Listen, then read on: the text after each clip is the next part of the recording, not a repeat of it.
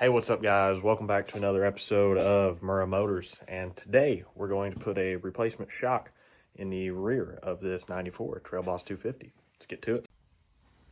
So the best way I found to do this shock is absolutely blown out, and so I ordered a used replacement, and we also have bushings over there to put into it. So the best way I found to do it, where I got the jack under here, is you can see those bushings down there are blown out. We're gonna watch and jack the back end up by the frame just a little bit until it pulls the weight off that bolt right there. So that way, it makes it easy to get that bottom bolt out. There's not a bind on it. And then when we just pop that top bolt up under there out, it'll fall right out and it'll go back in the same way. So it's gonna be kind of hard to see. Trying to show you the best I can. I need to get my screwdrivers out of the way here. These are just 14 millimeter bolt heads and nuts on here. And so I'm just gonna get down here with this electric ratchet, and if I can get it on there, kind of put that put it on the other side. I got the board right in the way.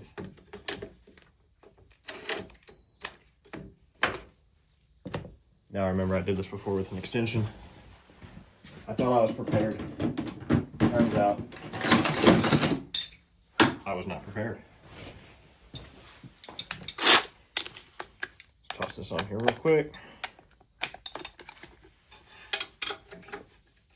Hopefully these aren't absolutely froze up.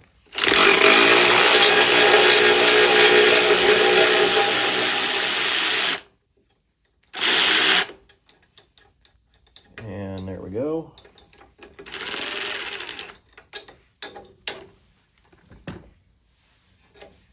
There's our bottom bolt. Easy peasy, lemon squeezy. Set that somewhere, I'll end up losing it. Now, you definitely do not need an extension for this top one. I really can't, it's gonna be hard to show you on video, but see if I can even get the camera up in here. Up under that little rail, right in here, you can just barely see the bottom of it, is the nut and the bolt head on that side. It's really not that hard, that terrible to get in there and do. You just kind of have to feel around for it because you can't see what you're doing.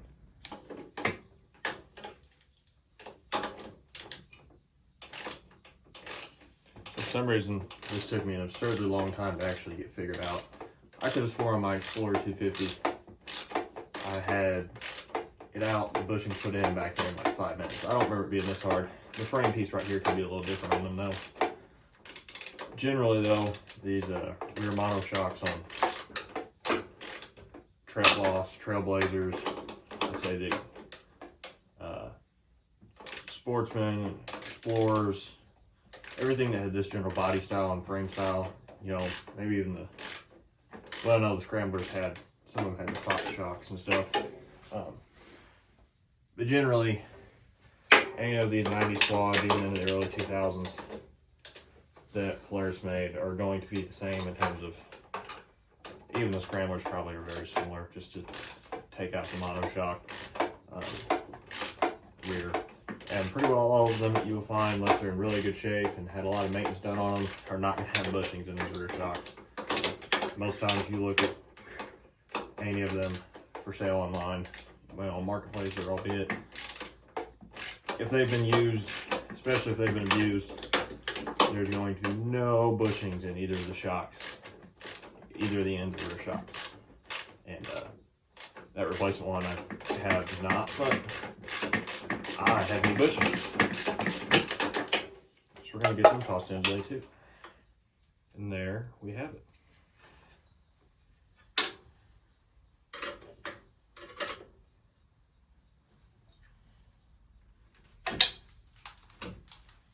Hear all the bushing pieces falling out and dirt and debris that's up in here.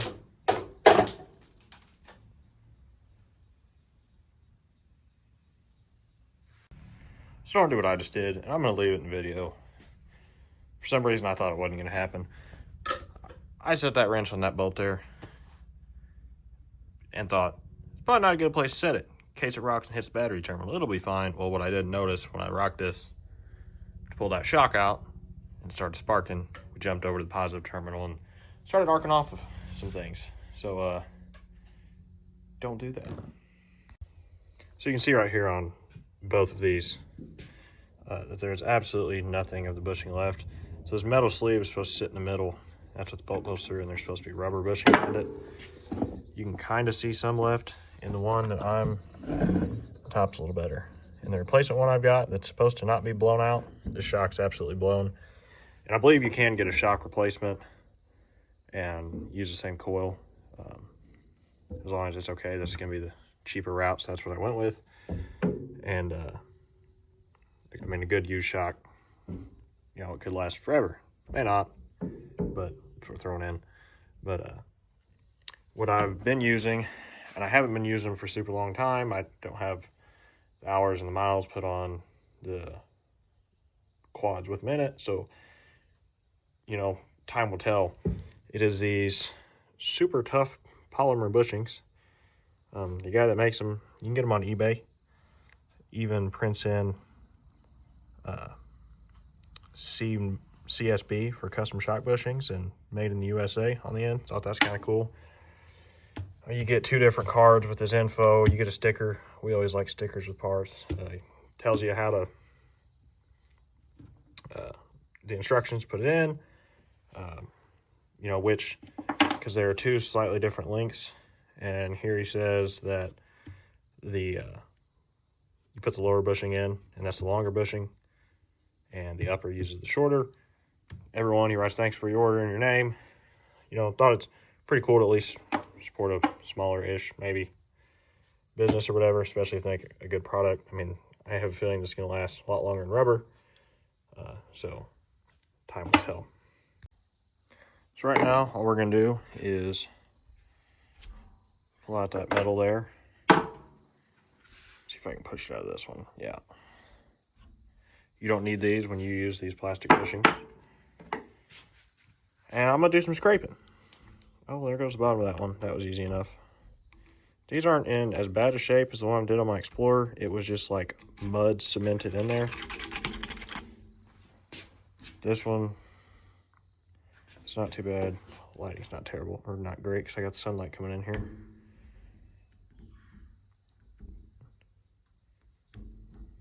There we go, getting somewhere now. I guess these are, I've not pulled one out that was intact enough to tell, just 2-piece. Ouch. Just a 2-piece rubber bushing in here. All right, I'm gonna skip me struggling to knock that one out because it was just fighting me trying to do it one-handed. When you go to knock those out or change these bushings, just be careful because that can spin. Obviously, it's not that hard to get back lined up. Just make sure you're close and you can wiggle it when you go to put it in. So you can use a C-clamp, or you could probably tap them in with a hammer and wood block. I'm just gonna use my vise here since I got one to put these things in. It's a snug fit, but it's not gonna be stupid snug. You could absolutely tap it in. I could probably tap it off the floor and then go right in. Just make sure you got all the gunk cleaned out the inside, and that you got this dude pretty straight in there. And then I'm just gonna, I'm not really putting anything on the vise, it's just sliding right in until you hit flush. And then we will just grab a beater and set it up so it's got somewhere to go. Just kind of tap it till it's even.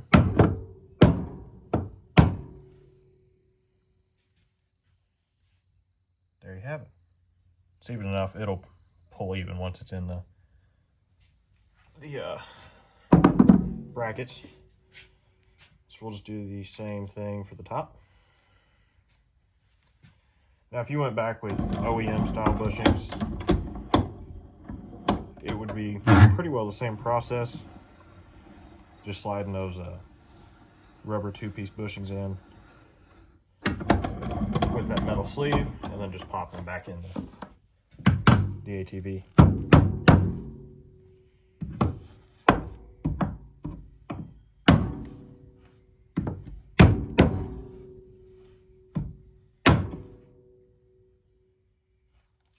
Close enough. There we have it. 2 new shock bushings.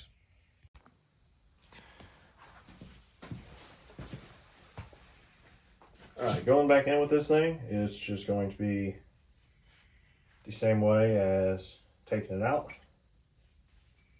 Make sure you got it pointed the right direction up. And we're just gonna shove it on up in there. It is going to be probably a tighter fit than it was coming out. See if I can't kind of get one side started and wiggling in there. Yeah, there we go. Maybe. You know what? It's doing the opposite of what my Xplorer did. And the bottom wants to line up first. So, we're gonna let off the jack just a touch to get the bottom in. Maybe.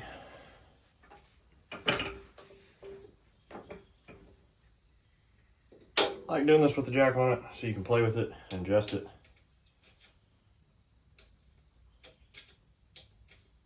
If I can get this threaded.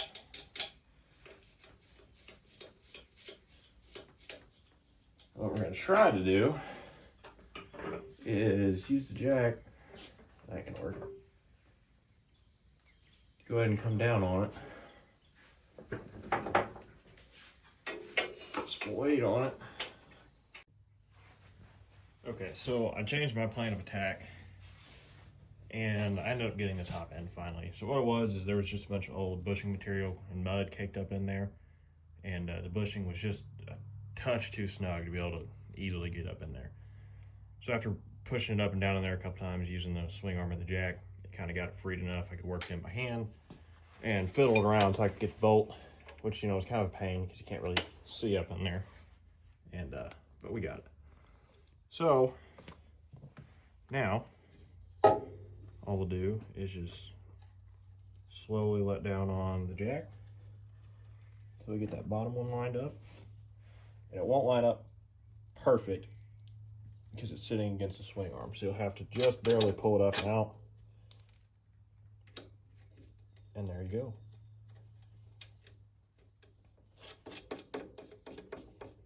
All lined up and both the bolts are in. So now while they're both loose, we'll go ahead and tighten them up real quick. And there we have it. Got her all tightened up. And that right there is how you replace a shock and the bushings on a probably Trailboss, like I said, Trailboss, Trailblazer, the early Explorers, Sportsmans, all the above. All of them, they're this general build and style. And I would imagine even some of the later ones are a little bit different, but pretty well the same. And that shock is definitely much better than the one that was in there. I'll hang on to that thing for a little while, and I may end up putting a new shock in it if that's possible, so that it's good to go into another quad if I get a different one or something at some point that could use it. So there you have it. Hope it helps. As always, guys, thanks for watching another episode. I hope this can help you in some way, shape, or form. And as always, hang out, keep watching, staying caught up with the channel. That way you can watch me learn the hard way so you don't have to. Catch you later.